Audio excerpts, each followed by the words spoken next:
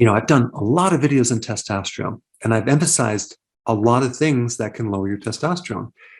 But in some recent research that I've been diving into, sleep is a huge underemphasized factor in your testosterone levels. I want to talk about that today. Now, before I get into the subject of sleep, I want to just touch on some of the other things that can dramatically lower your testosterone as well, because you need to know all of them, because what may affect one person may not affect everyone. Okay. So the first thing you need to know is that as you age, testosterone does go down. However, it's not the major reason why someone has low testosterone. So let's first talk about obesity. If you are overweight, that can affect your testosterone. Why? Because your fat cells make this enzyme called aromatase. And aromatase turns your testosterone into estrogen. So the more fat you have on your body, the more estrogen you're going to have. And there's this relationship between testosterone and estrogen in that when one goes up, like estrogen, the other one goes down. All right. So the more fat you have in your body, the more estrogen you're going to have. Now, there's a couple other things that will increase your estrogen too. Consuming a lot of soy products. Okay. That's one thing. Also, plastics. I've done a video on this, and an average person consumes about a credit card amount of plastic every single week. That's a lot of plastic to be put in our bodies. So, we get plastic from drinking out of plastic bottles, cooking in plastic. Plastic is just all over the place, and that can increase our estrogen as well. Now, the other big killer of testosterone is having high insulin levels. Now, you might think that you have to be a diabetic to have high insulin levels, but that's not true. You could be a pre-diabetic, or you can have insulin resistance, which I think the majority of the population has, and that could be the reason why you have low testosterone, because you have high levels of insulin. See, insulin is rarely tested. Normally they check blood sugars, but they don't look at insulin. There's a really good test to measure something called insulin resistance, and that's called HOMA-IR. That'll give you a lot of good information on whether you have insulin resistance and at the same time, high insulin. So high insulin, low testosterone. Now that relates to the next thing I'm going to talk about, which is your liver.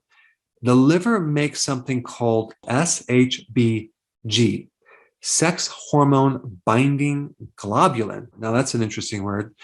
That is a compound that binds to testosterone and prevents it from being a free testosterone that can go through the body. So it's something your body makes to buffer and hold testosterone in an inactive form. In fact, the great majority, like 99% of your testosterone, is locked up to this protein and other proteins. So really, you only have like 1% of all your testosterone in a free state that's available for you to use.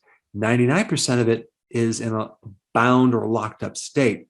So the more that you have of this binding protein, the less testosterone you're going to have. And so if there's any problem with the liver, as in a fatty liver, or it's inflamed, or it's toxic, it can affect this part of this puzzle. Now, the next thing I want to talk about is your adrenals, okay? The more adrenal stress you have, the more cortisol you have, the less testosterone you're going to have, because stress or cortisol inhibits testosterone. And as you age, your adrenals kind of go downhill, where you don't produce enough of the raw material to make these adrenal hormones, because testosterone is also one of the hormones that your adrenals make. And one of the precursor hormones that help you make testosterone is called DHEA. So if you're deficient in that raw material, that could be one reason why you don't have enough testosterone. And this probably mainly relates to the aging process. So that is just one little side note, something maybe you could take as a supplement if you've tried all these other factors and it's still not working. And this can relate to both men and women. If women take too much of it, they can get too much testosterone. If they take just a small amount of it, they can increase the estrogen and progesterone. So I just wanted to make that side note.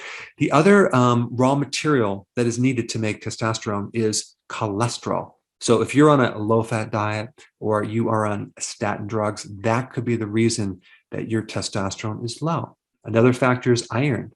If you have a condition where you have too much iron in the body, that can negatively affect your testosterone. How do you know if you have too much iron? Well, you can get a blood test. Also, if you consume red meat and feel worse, or you take an iron supplement and you feel worse, that could be another clue. The other factor in testosterone is something called hypogonadism, where the testicles are atrophying or shrinking, okay? And one of the causes for that is aging. Another cause for that is a zinc deficiency. Out of all the nutrients for testosterone, zinc is probably the most important one. And so you'd want to start eating foods high in zinc, and that would be shellfish like oysters, or even take a zinc supplement. All right, another factor with testosterone is alcohol. The more alcohol you have, the more estrogen you're going to have, the less testosterone you're going to have, especially when you drink beer, but all alcohol will create this effect. All right, now the topic of sleep. Sleep is vitally, vitally important. In fact, the research that I went through, which I'm going to put a link down below, demonstrates that the less sleep that you have, the less testosterone you're going to have, because the way that your body controls and manages testosterone are through circadian waves. And this means there's a crossover between your sleep, especially the REM sleep, okay? That's the second half of sleep, and the generation of testosterone. In fact, you generate more testosterone the more REM sleep you have. So if you're only getting 5 hours of sleep or less, or even 6 hours or less, that could be the big reason why your testosterone is low. So all the supplements, all the zinc, all the things that you do, including testosterone replacement, are for nothing if your sleep isn't good. So your testosterone correlates with your sleep. In one study, it shows that if you can get 8 hours or more, you're going to have very good testosterone levels.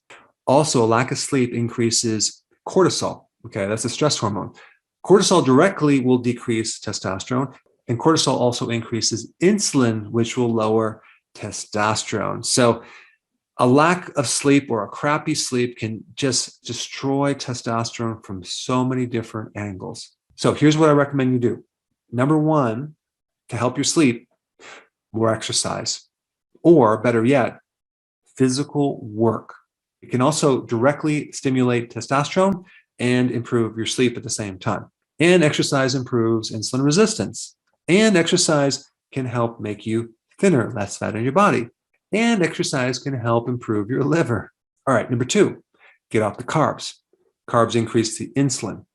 Carbs put you in a sympathetic dominant mode, okay, which can decrease testosterone because testosterone works in a parasympathetic mode.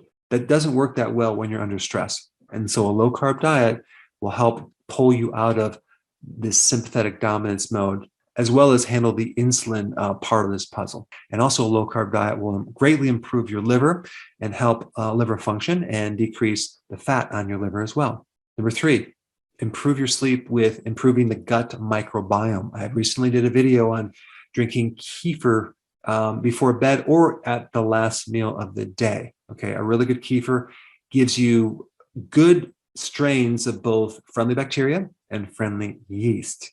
So fixing the gut biome is a very, very important action for sleep, okay, which will then improve your testosterone. And you can even take a probiotic, but the gut is a very important factor in sleeping better. And then this, as far as sleep nutrients go, vitamin B1 from nutritional yeast, that's vital.